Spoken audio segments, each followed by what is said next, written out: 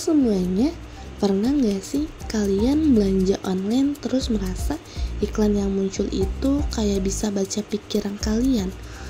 Atau kalian nemu produk yang pas banget sama apa yang kalian cari sebelumnya? Nah, itu bukan kebetulan. Semua yang terjadi karena perusahaan melakukan riset pasar yang menggunakan marketing insight untuk memahami perilaku konsumen. Di video ini, kita akan bahas dua hal penting, yaitu dasar-dasar riset pasar dan bagaimana insight konsumen membentuk strategi pemasaran. Riset pasar merupakan proses sistematis yang dilakukan untuk mengumpulkan, menganalisis, dan menafsir informasi yang berkaitan dengan pasar sasaran suatu produk atau layanan. Tujuannya adalah untuk membantu perusahaan dalam mengambil keputusan yang tepat, memahami konsumen secara mendalam, serta mengurangi resiko bisnis. Menurut Mathis dan Corfen, riset pasar membantu perusahaan dalam menentukan pasar utama, memahami mekanisme permintaan dan penawaran, serta menganalisis aktivitas pesaing.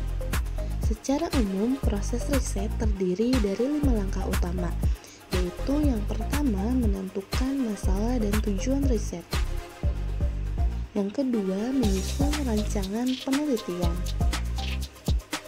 Yang ketiga, mengumpulkan data. Yang keempat, menganalisis data. Dan yang kelima, menyusun laporan hasil riset.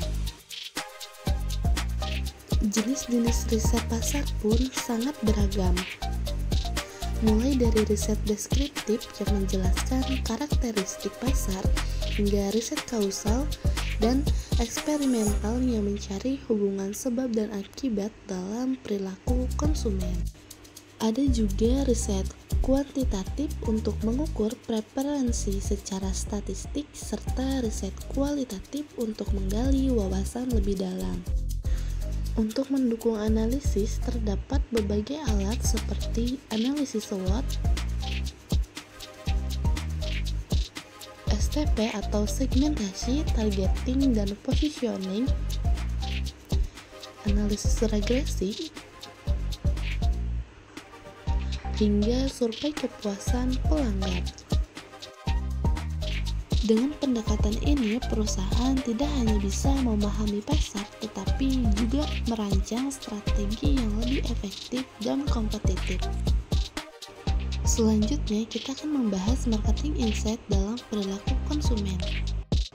Marketing insight merupakan hasil dari pemahaman mendalam terhadap konsumen, apa yang mereka pikirkan, rasakan, dan lakukan saat mengambil keputusan pembelian.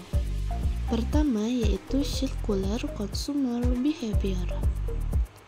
Di era sekarang, semakin banyak konsumen yang mulai peduli terhadap keberlanjutan. Mereka tidak hanya membeli produk, tetapi juga mempertimbangkan apakah produk tersebut ini ramah lingkungan, dapat digunakan kembali, atau berasal dari bahan daur ulang. Inilah yang disebut perilaku konsumen sirkular. Konsumen seperti ini biasanya juga berpartisipasi dalam program daur ulang, membeli barang pre-love, atau bahkan memilih layanan berbagai daripada kepemilikan pribadi. Perusahaan dapat merespon tren ini dengan menghadirkan program seperti tukar tambah, layanan perbaikan, atau insentif khusus bagi konsumen yang memilih produk keberlanjutan. Kedua, prediksi tren dan antisipasi perubahan perilaku. Dengan pesatnya kemajuan teknologi, perilaku konsumen juga mengalami perubahan drastis. Misalnya, saat ini banyak konsumen yang lebih suka belanja lewat aplikasi mobile atau marketplace online. Perusahaan pun memanfaatkan big data untuk memahami kebiasaan ini. Data seperti waktu belanja online, produk yang dicari, atau frekuensi transaksi digunakan untuk memprediksi tren dan menyesuaikan strategi pemasaran secara real time.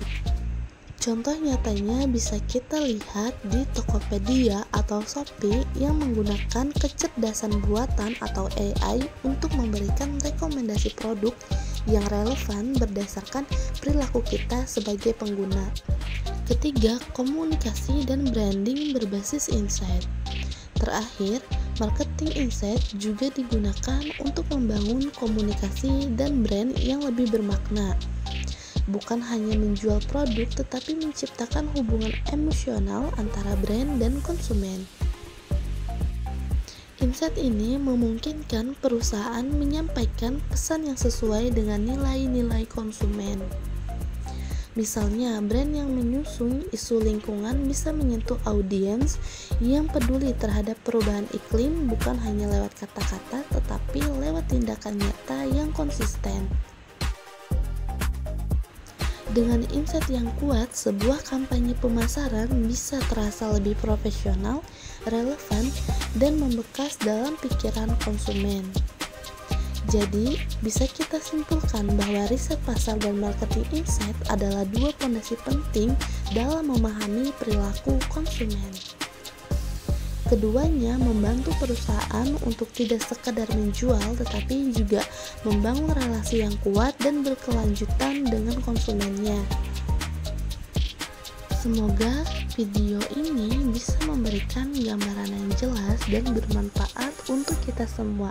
Sampai jumpa di pembahasan berikutnya. Terima kasih sudah menonton.